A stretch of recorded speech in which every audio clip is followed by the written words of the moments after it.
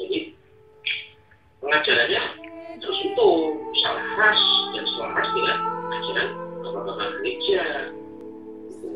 Bapak-bapak gerejanya untuk gereja yang Indonesia di Roma.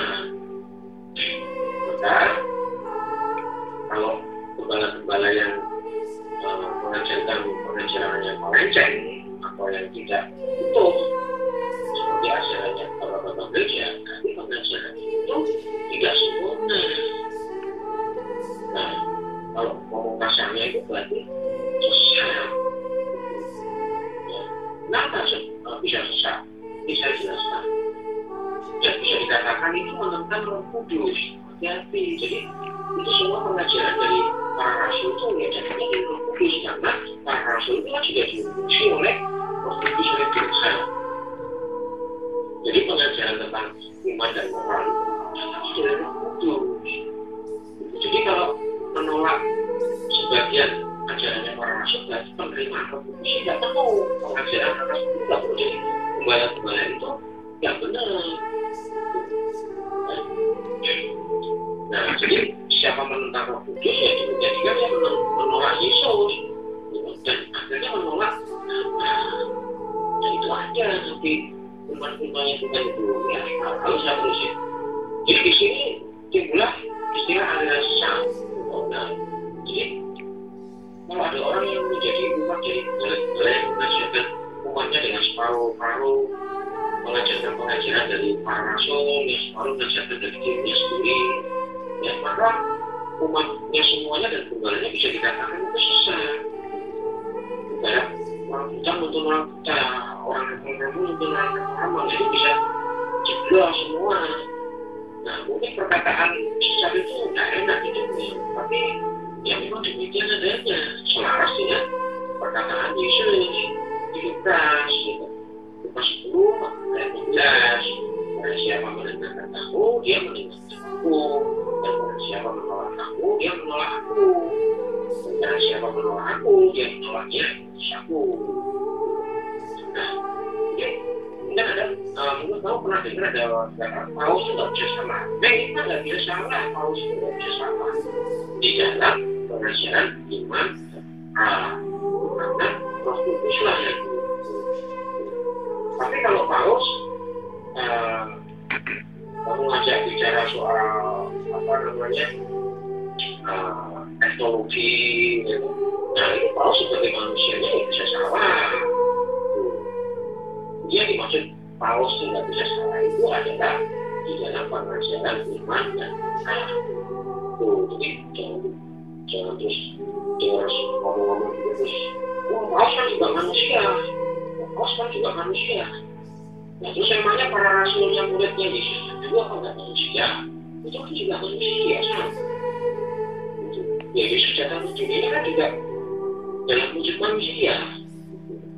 Tapi setelah dipermatikan kan ada Roh Kudus turun di dalam diri Yesus. Nah kita juga tahu.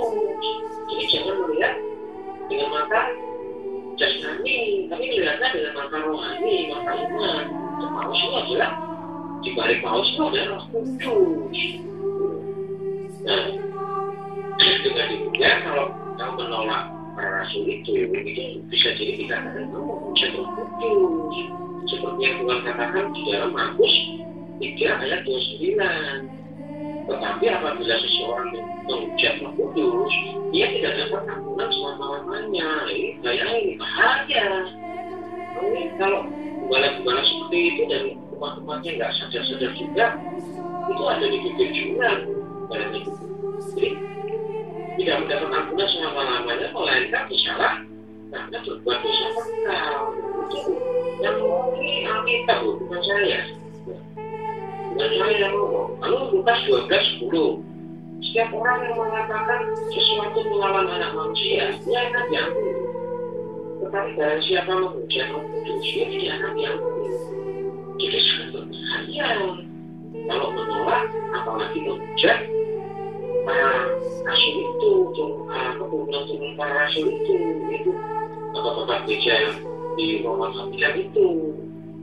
Nah, jadi hati-hati. Nah, Sebetulnya kalau kamu mau belajar sejarah gereja, kan itu penjelasan singkat dari sini sebetulnya dari itu. Tapi karena kamu nggak pernah baca sejarah itu ya, oke lah, apa kita terus ke ayat berikutnya. Nah,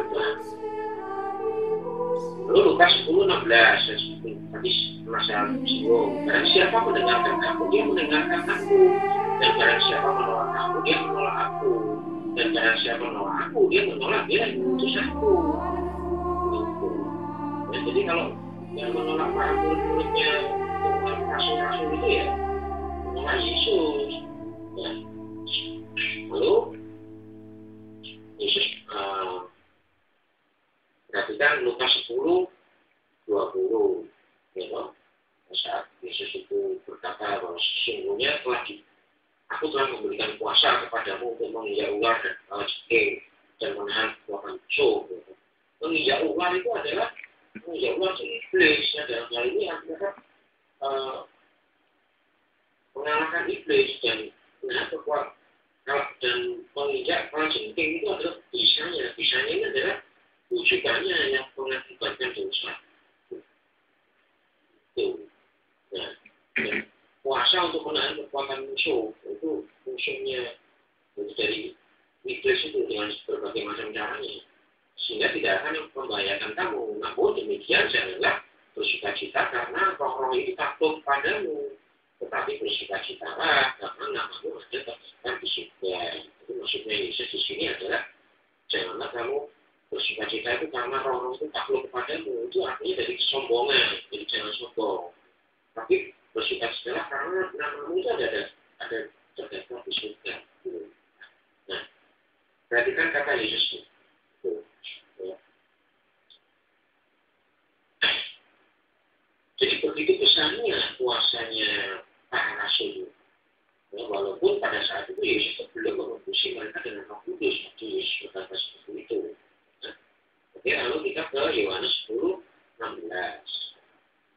Nah, di situ dikatakan ada lagi pada domba-domba lain yang bukan dari kandang ini.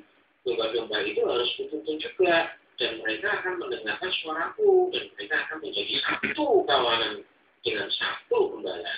Nah, jadi Yesus di sini mengatakan ada kata kandang. Kandang itu adalah suatu tempat, gitu. Kandang itu boleh dibilang gereja. Kandang itu.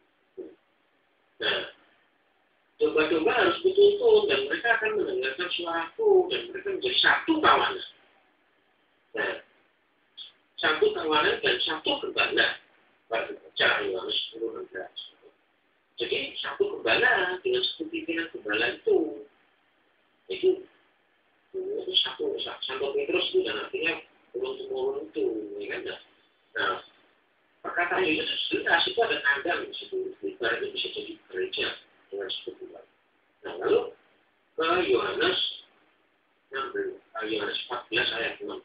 Ya, kata Yesus kepada Akulah jalan, kebenaran, dan hidup. Tak seorang pun datang kepada Bapa kalau tidak melalui aku. Nah, di sini ada 3 kata, yaitu jalan, kebenaran, dan hidup. Jadi 3 itu. Ini penting kalau kita mengerti. Jadi akulah jalan. Jadi Yesus itu adalah jalan yang menjembatani antara surga dan manusia dan surga yang selama ini putus ini akibat dosa. Nah, Yesus yang menjadi jalan yang menjembatani. Nah, lalu kebenaran di sini adalah dasarnya adalah kebenaran berdasarkan siapa? Bukan berdasarkan pikiran kita atau pikiran masing-masing orang, tapi kebenaran yaitu dari firman Tuhan. Semua firman Tuhan, kebenaran yang utuh. Jadi nggak kebenaran yang dari masing-masing orang, ya itu kebenarannya menurut Tuhan dan para rasul. Para rasul yang sudah diusul Roh Kudus. Nah, lalu hidupnya adalah artinya hidup kekal. Nah, itu dapat hidup kekal, ya seseorang bisa datang kepada selanjutnya Yohanes 14 ayat 15. Yesus di situ mengatakan, jika kamu mengasihi aku, kamu akan menuruti segala perintahku. Nah, segala perintahku. Gitu. kamu jadi nggak bisa milih-milih. Ya, aku milih yang ini, aku nggak mau yang itu. Nggak bisa. Segala perintahku yaitu diantaranya kita ini harus mentaati apa yang diajarkan dan diperintahkan oleh para muridnya, para rasulnya itu. Ya. Aku akan minta kepada Bapa dan Ia memberikan kepadamu seorang penolong yang lain supaya menyertai kamu selama-lamanya. Menyertai kamu selama-lamanya. Yaitu roh kebenaran. Roh kebenaran itu ya di situ. Dunia tidak dapat menerima dia. Sebab dunia tidak melihat dia. Dan tidak mengenal dia. Tetapi kamu mengenal dia. Dia di sini itu adalah dia roh besar. Itu Allah. Itu roh Allah. Roh kudus itu roh Allah. Sebab dia menyertai kamu dan akan diam di dalam kamu. Ya, itu perkataan Yesus. Akan diam di dalam kamu. Semuanya itu katakan kepadamu selagi aku bersama dengan kamu. Tetapi penghibur, yaitu Roh Kudus yang akan diutus oleh Bapa dalam kamu, dialah yang akan mengajarkan segala sesuatu. Akan mengajarkan segala sesuatu kepadamu dan akan mengingatkan kamu akan semua yang telah kukatakan kepadamu. Jadi, Roh Kudus itu akan mengajarkan segala sesuatu kepada para muridnya Yesus itu. Yaitu Roh Kudus itu akan diam di dalam ini para rasul.